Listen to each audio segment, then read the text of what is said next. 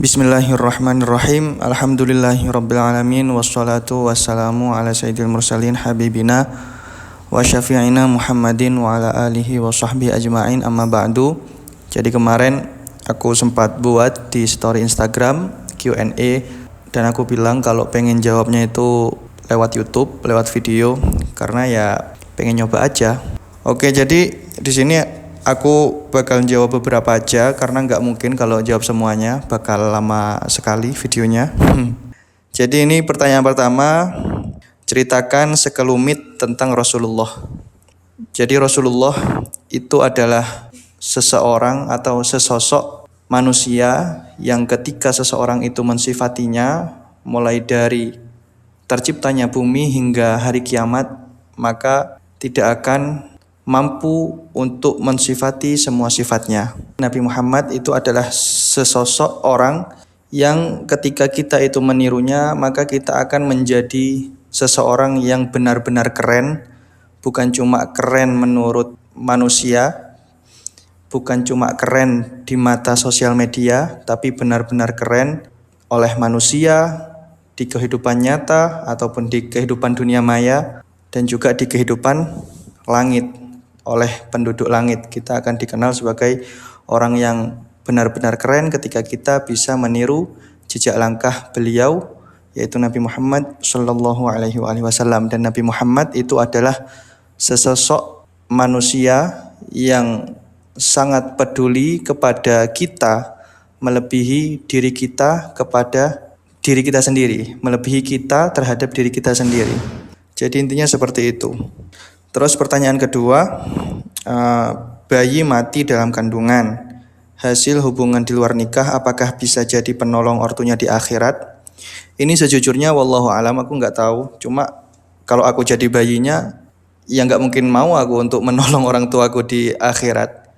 Justru aku marahi mereka, kenapa kalian itu membuatku dengan cara yang haram? Kenapa kok tidak membuat saya dengan cara yang halal? Ngapain kok ditolong? Mereka aja menzalimi kita kalau kita di posisi bayi yang tadi itu, bayi yang hasil haram itu. Terus yang ketiga, alumni mana kak? Ya ini sebenarnya pertanyaan ini sudah bolak-balik. Kalau follower lamaku itu pasti sudah tahu. Jadi aku itu alumni 3 pondok. Aku belum alumni sih. Maksudnya aku itu sudah pernah belajar di 3 pondok pesantren. Yang pertama aku itu mondok di Pondok Pesantren Sidogiri, Pasuruan. Itu selama 4 tahun, mulai dari 2015 sampai 2019. Kemudian setelah itu aku pindah ke Pondok Tahfidzul Quran Yasinat, atau yang sekarang itu berubah nama menjadi PPTQ Bustani Usyaqil Quran Yasinat Jember. Di sana aku juga selama 4 tahun kurang lebih. Terus sekarang aku menempuh pendidikan di Tarim ini di Ma'had Ilmin Nafi', dan sekarang sudah memasuki tahun ketiga. Insya Allah di sini akan 4 tahun juga. Jadi biar sama-sama 4 tahun, di Pasuruan 4 tahun, di Jember 4 tahun, di Tarim 4 tahun. Terus yang keempat, kapan pulang? Ya, kapan pulang ini sebenarnya pertanyaan juga banyak banget. Tapi nggak apa-apa, aku jawab. Khusus di video ini aku jawab. Tapi di video-video selanjutnya atau di Q&A selanjutnya, kalau ada yang tanya kayak gini lagi, nggak akan aku jawab. Jadi aku pulang itu ya setelah menyelesaikan muqarrar di sini, atau setelah menyelesaikan kurikulum pembelajaran di sini. Di sini itu kurikulum pembelajarannya itu 4 tahun. Dan aku itu sudah di sini selama 2 tahun setengah. Dalam artian aku sudah memasuki jalan tahun ketiga, dan sisa 1 tahun setengah. Yang tahun ketiga ini masih sisa setengah. Yang tahun keempat nanti 1 tahun depan itu, tahun depan. Jadi perkiraan kurang 1 tahun setengah lagi. Kalau sekarang itu masih sekarang kan tahun berapa sekarang ya? 2025.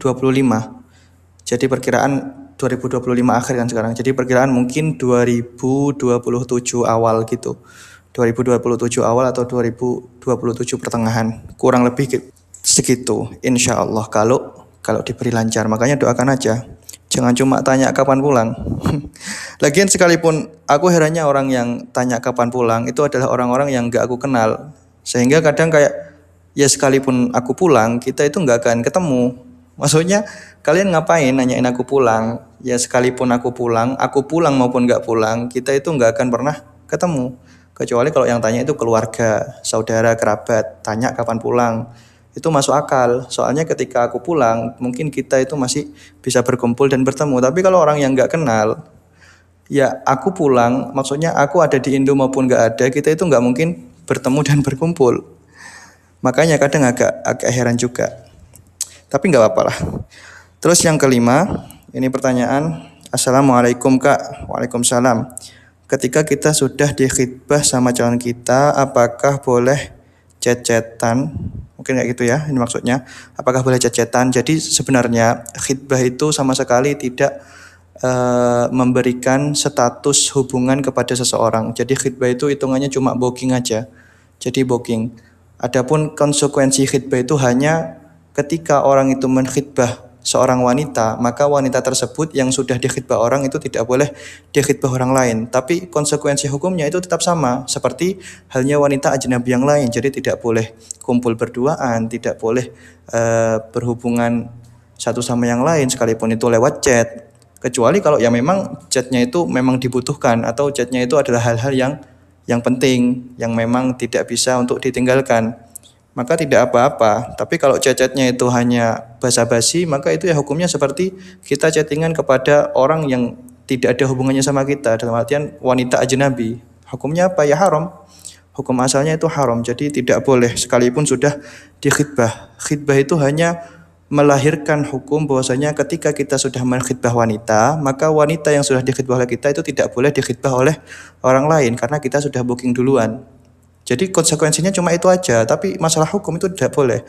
Makanya kesalahan sebagian orang mengira bahwasanya ketika sudah dikhitbah, berarti kita itu sudah seperti semi-semi suami istri. Jadi kayak sudah boleh boncengan bareng, sudah kemana-mana bareng, sudah dijemput ke tempat kerjanya, atau kalau masih sekolah itu dijemput ke sekolahnya. Nggak boleh. Atau kadang itu ada kencannya, sama kayak orang pacaran, nggak boleh. Jadi khitbah itu sama sekali tidak memberi hukum halal terhadap hubungan seseorang tersebut sampai adanya akad nikah. Jadi seperti itu. Terus yang keenam, kenapa makmum yang tahu kalau imam nambah rakaat harus mufarokoh? Kata siapa? Makmum sekalipun dia itu mengetahui imam, mengetahui dengan jelas bahwasanya imam itu menambah rakaat, itu tidak wajib mufarokoh. Sekalipun ya al-afdol itu mufarokoh. Tapi makmum itu boleh untuk menunggu. Semisal kita itu makmum kepada seseorang, kita itu sudah makmum dari rakaat pertama, kemudian sudah dapat 4 rakaat, ternyata imamnya itu nambah, padahal kita jelas-jelas tahu kalau imam ini sudah 4 rakaat. Maka kita kalau tahu bahwasanya imam ini rakaatnya ini lebih, kita tidak boleh mengikuti. Tapi kita juga boleh untuk menunggu, dalam artian tidak wajib mufarokoh. Ya al-afdol itu mufarokoh. Kita langsung mufarokoh dan salam sendiri. Tapi boleh kita itu menunggu. Karena kita itu menyangka diposisikan imam ini, mungkin imam ini ada rukun yang tertinggal di rakaat sebelumnya sehingga dia berkeharusan untuk menempelnya. Tapi kita tidak boleh untuk mengikuti imam ketika kita memang benar-benar tahu kalau imam ini rakaatnya lebih. Jadi tidak wajib mufarokoh. Ya memang al-afdol mufarokoh, tapi nggak wajib. Boleh kita itu menunggu sampai imam itu posisi salam, kemudian kita salam bareng imam. Jadi seperti itu. Terus yang ketujuh, waduh, ini dari teman saya ini, Masya Allah. Al-bayan bainas sirat wad din wal millah thumma syari'ah wat tariqah wal haqiqah ala manhajil Qur'an was sunnah wal athar. Wallahu a'lam. Mal mas'ulu anha bi'alam minas sa'il. Jadi ini yang tanya ini adalah teman saya sekelas saya di Sidokiri ini. Ini beliau lebih alim dari saya, tapi nggak tahu ini kenapa kok tanya saya ini. Kayaknya ini tapi ngetes ini, tapi sejujurnya saya kurang tahu. Karena saya yakin beliau itu lebih tahu. Ini teman saya di Sidokiri dulu ini, Masya Allah orangnya. Terus yang ke-8 ini, cara biar tidak jatuh cinta. Kenapa kok seseorang itu nggak mau jatuh cinta? Maksudnya kenapa kamu itu kok nggak mau jatuh cinta? Seakan-akan mengkonotasakan jatuh cinta itu adalah hal negatif. Sebenarnya jatuh cinta itu bukanlah hal negatif. Jatuh cinta itu adalah hal yang wajar. Bahkan kodratnya manusia itu adalah jatuh cinta. Justru ketika seseorang itu nggak punya rasa jatuh cinta, maka hidupnya itu akan hampa, akan terasa hambar karena nggak ada ya nggak ada bumbunya, nggak ada bumbu kehidupannya, rasanya itu datar aja, nggak ada cintanya, nggak memiliki target, nggak memiliki tujuan, karena nggak punya rasa jatuh cinta.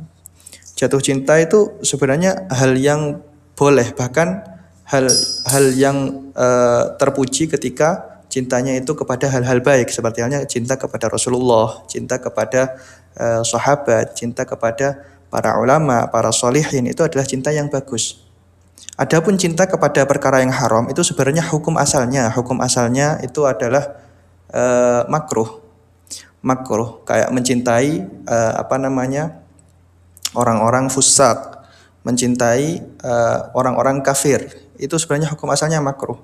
Jadi nggak sampai haram. Yang haram itu ketika kita mengekspresikan cinta kita, ketika kita itu mengekspresikannya dengan cara yang salah. Semisal kita mencintai orang kufar, kemudian kita itu meniru tingkah laku mereka, meniru gaya mereka membuka aurat, gaya mereka memakai hal-hal yang haram, hal-hal yang harusnya tidak dipakai oleh laki-laki, tidak boleh dipakai oleh laki-laki. Atau semisal gaya hidup mereka itu yang bebas, membolehkan hubungan antara laki-laki dan perempuan, maka itu adalah perealisasian cinta yang salah. Sebenarnya hukum asalnya itu ya boleh-boleh aja, kayak kita merasa bahwasanya kagum ke orang fusak, kita kagum atau merasa bahwasanya mereka itu adalah keren, keren sekali ini, mungkin menurut kita ya, sekalipun itu hal yang makruh sebenarnya, kurang baik. Tapi sebenarnya itu enggak yang haram. Yang haram itu ketika kita salah dalam merealisasikan rasa cinta kita. Kita cinta kepada cewek, tapi cara merealisasikannya dengan mengajak hubungan yang haram atau merealisasikannya dengan cara yang salah, maka itu yang haram. Tapi kalau kita sebenarnya kalau cuma rasa cinta aja, tapi kita merealisasikannya dengan cara yang benar, apalagi kita kayak merealisasikan kita cinta sama cewek, tapi kita itu memendam rasa cinta kita, tidak mengajak dia ke hubungan yang haram, tapi kita terus mendoakan dia. Karena kita cinta kepada seseorang cewek yang menurut kita itu bervalue, akhirnya kita itu berusaha untuk meningkatkan kualitas diri kita supaya setara dengan dia, maka itu hal yang baik, karena cara merealisasikan cinta kita itu dengan cara-cara yang baik. Tapi kalau merealisasikannya dengan cara yang buruk, maka itulah yang tidak diperbolehkan dalam syariat. Jadi intinya hukum asalnya jatuh cinta itu adalah hal yang wajar, boleh-boleh saja. Cuma berbeda hukum itu nanti di cara perealisasian rasa cinta kita itu. Kalau cara merealisasikannya itu benar, maka itu berhukum boleh-boleh saja, atau bahkan itu adalah hal yang baik. Tapi kalau merealisasikannya itu dengan cara yang salah, itulah yang nanti dipermasalahkan dan akan berdampak buruk pada diri kita. Jadi seperti itu. Jadi itu saja Q&A kali ini. Ini udah lumayan lama.